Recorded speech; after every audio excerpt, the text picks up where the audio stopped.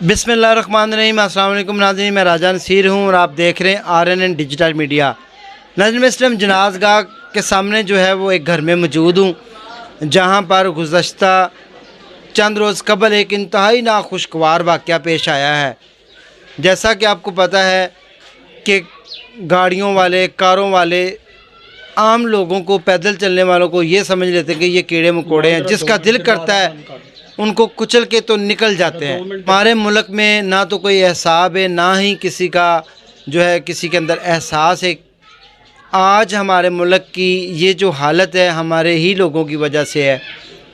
अगर कोई गरीब मारा जाए तो उसको कोई नहीं पूछता, और अगर कोई अमीर को कांटा भी चुभ जाए तो हम पूरा जो है मुल्क सर पे उठा लेते हैं। इंतहाई नाखुशगवार वाक़या पेश आया, जहाँ पर 2 बच्चों की माँ खालिक़ हकीकी को जा मिली। उनके वालिद मेरे साथ मौजूद हैं। वाक़या किस तरह रूनुमा हुआ, कैसे हुआ, कौन मार के निकल गया बच्ची को, जानने की कोशिश करते हैं। अस्सलाम वालेकुम जी। अस्सलाम वालेकुम सर, मेरा नाम नदीम है, मैं मुजंग का लिटन रोड का रहायशी हूँ। बेटी आई हुई थी सर घर पे रोज़ा खोलने के लिए सुबह, तो वो शाम को उसका शोहर लेने आया, 7 बजे का टाइम था।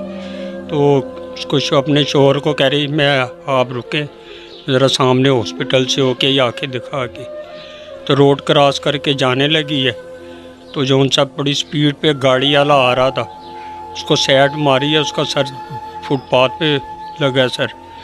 तो बच्ची की मौके पे जिस तरह डेथ हो गई, तो उसको हॉस्पिटल ले गए हैं गंगाराम एमरजेंसी में। वहाँ पे पुलिस भी आ गई, तो जो उनसा वो सारी अपनी कार्रवाई करने लग पड़ी। तो डॉक्टरों ने कहा तुम बच्ची को ले जाओ, वो पुलिस वालों के हम लेके जाने। उन्होंने कहा अब तो पुलिस केस हो चुका है, तुमने हमें बच्ची का बयान दिया। उन्होंने हमें सर बॉडी नहीं दी, सारी रात जलील करा, बड़े तरले मिनते करे, बड़ी कोशिश की, नहीं जी। वो 2 घंटे बहस करने के बाद सर वो बॉडी को उन्होंने मुर्दा खाना ले जाके वहाँ पे जमा करा दिया कि सुबह आएँ तो वहाँ पे मुजंग थाने में आओ, वहाँ से आके जो उनसे पुलिस वाले तुम्हारे साथ जाएंगे वहाँ पे कचहरी में, वहाँ पे जज साहब के साइन होंगे, तो फिर जो उनसा तुम्हें उस बच्ची की बॉडी मिलेगी। फिर वैसे ही किया सर। सुबह पहले थाने 9 बजे गया बच्ची का शोहर, फिर वहाँ से कचहरी पुलिस वाले उनके साथ गए, वहाँ से साइन करवा के, तो फिर 11 बजे बच्ची की बॉडी लेके भगवानपुरा वो अपने घर ले गए। तो सर बड़ा हमें जो उनसा इंसाफ ये है कि वो जिसने भी हरकत की है, सैड एक्सीडेंट के, उनके ऊपर कार्रवाई होनी चाहिए सर। सिर्फ इतना ही मुतालबा है। आप मुझे ये बताएं कि आपकी जो बेटी है उसके कितने बच्चे थे, और वो भगवानपुरे से उसी दिन आपके घर में इफ्तारी के लिए आई? हाँ जी जी, 2 बेटे हैं उसके सर, एक 5 साल के है, एक तकरीबन 2 साल के। ये अच्छा, तो आपके घर वो इफ्तारी करने उस दिन आई जी थी? अपने तो हाँ जी, तो अचानक ये सानिया रूनुमा बस ये देखने बस।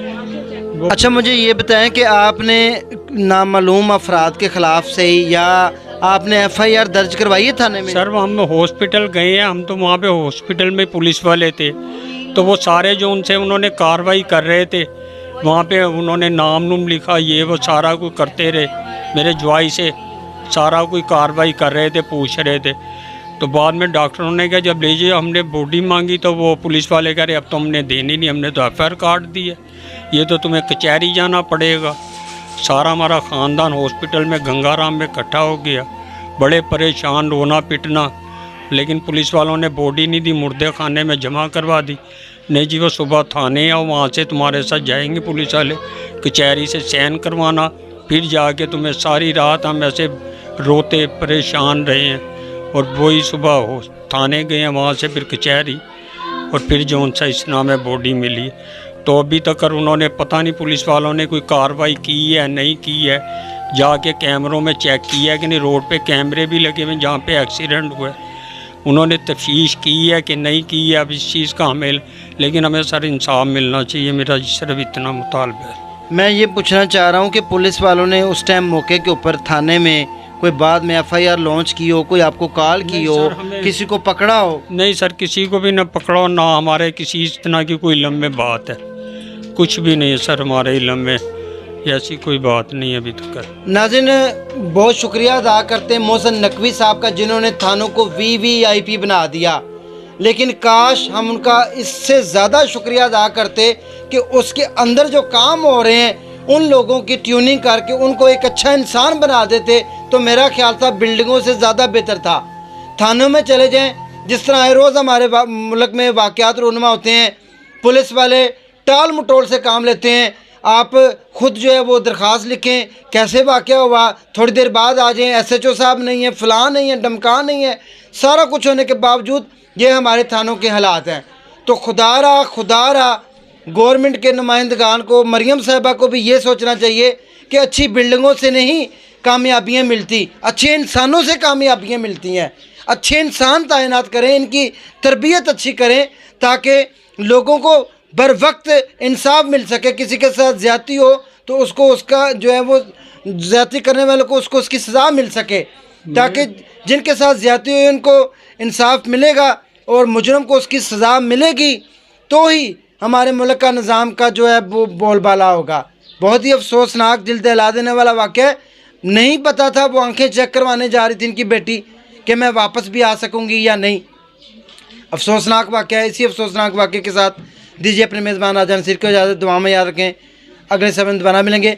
जाने से पहले मेरी गुजारिश यही है कि उस बंदे को CCTV फुटेज के ज़रिए कैप्चर किया जाए, पकड़ा जाए, उसको सलाखों के पीछे जो है वो बंद किया जाए ताकि उसको पता चले मैं किस तरह किसी की बेटी का जो सर कुचल के जा रहा हूँ और मार रहा हूँ और बच्चों को यतीम कर रहा हूँ। अल्लाह हाफिज़।